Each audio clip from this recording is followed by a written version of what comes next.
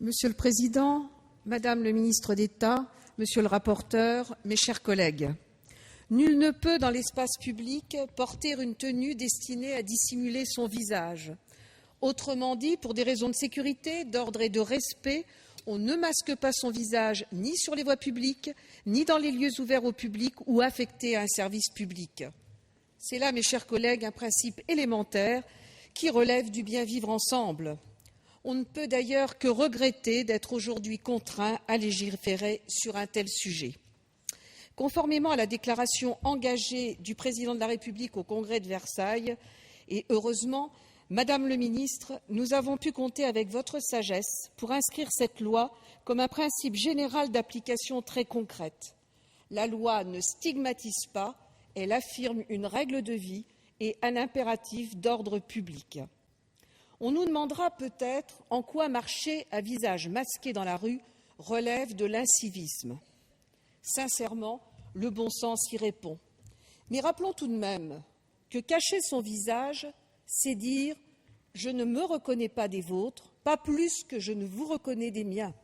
C'est dire aussi « je vous perçois comme une menace ou je peux en être une pour vous ». Masquer son visage, c'est donc s'inscrire a priori dans une relation de violence à l'autre.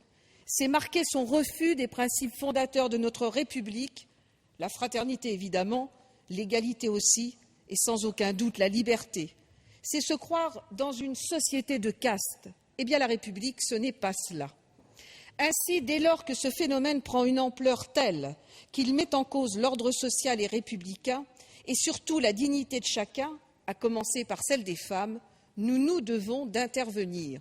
L'irrespect et la menace ne sont ni une option, ni une liberté dans notre pays.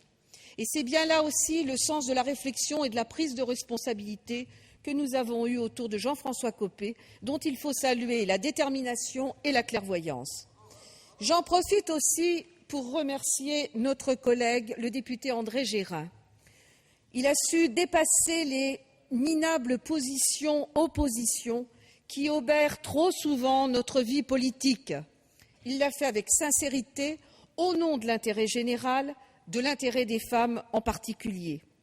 Il a su, en homme de terrain, dénoncer les choses justes que tout le monde connaît, mais que trop peu osent dénoncer par démagogie. En effet, le projet de loi qui nous est soumis aujourd'hui résulte de notre confrontation à deux phénomènes réunis par une même manifestation. Ici, on vandalise et on agresse en toute impunité jusqu'en plein jour devant les caméras de télévision. Là, on proclame une appartenance sectaire et son hostilité à la République et à ses valeurs. Un même moyen, masquer son visage, une forme de honte ou de manque de courage. La loi, cette loi dont le principe tient en une phrase très simple, rappelant l'évidence, répond donc avec nuance et pertinence à ces deux mots et à l'incivisme qu'ils traduisent. De même, dans son article 4, elle prévoit des sanctions contre ceux qui contraindraient d'autres individus, des femmes notamment, à se masquer le visage au mépris de leur dignité. 1 an de prison et 30 000 € d'amende, 2 ans et 60 000 € si la victime est mineure. La sanction, mes chers collègues, n'est pas des plus sévères et me semble adaptée à ces infractions pourtant lourdes de sens. En effet, j'ai évoqué le rappel du civisme, mais n'oublions pas qu'il s'agit aussi et surtout de dignité humaine. Car disons-le, au-delà de la violence des voyous, c'est aussi à celle de ces hommes tyranniques que nous voulons nous attaquer. À ceux qui considèrent la femme comme un objet, signe extérieur de richesse parmi d'autres, un objet que l'on emprisonne pour le cacher au regard des autres, forcément impur. Laisser se diffuser le voile intégral, c'est donc laisser prospérer ces tyrans-là. Je ne peux m'y résoudre. On entend que la loi serait difficilement applicable. Je m'inscris en faux. D'abord, elle est un outil de rappel d'une règle essentielle du vivre ensemble. Tout Français pourra se l'approprier. Ensuite, chacun constatera que la loi est très concrète. Elle est adaptée à la diversité des situations. Et cela me rappelle, mes chers collègues, un débat d'une toute autre nature dans l'Amérique des années 30. À l'époque, une loi similaire était votée en Louisiane. La cible en était le Ku Klux Klan. On disait que la loi n'était pas applicable. Eh bien, l'histoire a prouvé le contraire. Le Klan a commencé à régresser avec le vote de cette loi.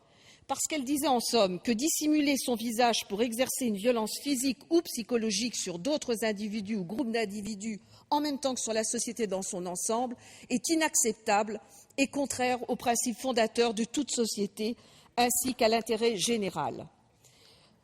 Ce serait laisser la victoire à ceux qui haïssent notre démocratie, ses lois et ses valeurs, notre universalisme et notre goût pour le progrès.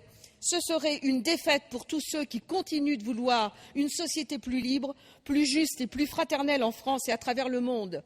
Car le monde nous regarde. Nous sommes porteurs d'un modèle attendu et espéré, et rien ne sape davantage ce modèle que l'intégrisme, le sectarisme et la violence. Enfin, je voudrais clore mon propos en soulignant à nouveau que les premiers bénéficiaires de cette loi seront évidemment les femmes. Ces femmes françaises, quelles que soient leurs conditions, leur religion, et au-delà, les femmes opprimées du monde. Elles ne veulent pas redevenir des citoyennes de seconde zone. Nous venons de trop loin et avons trop lutté pour y échapper. Je vous remercie.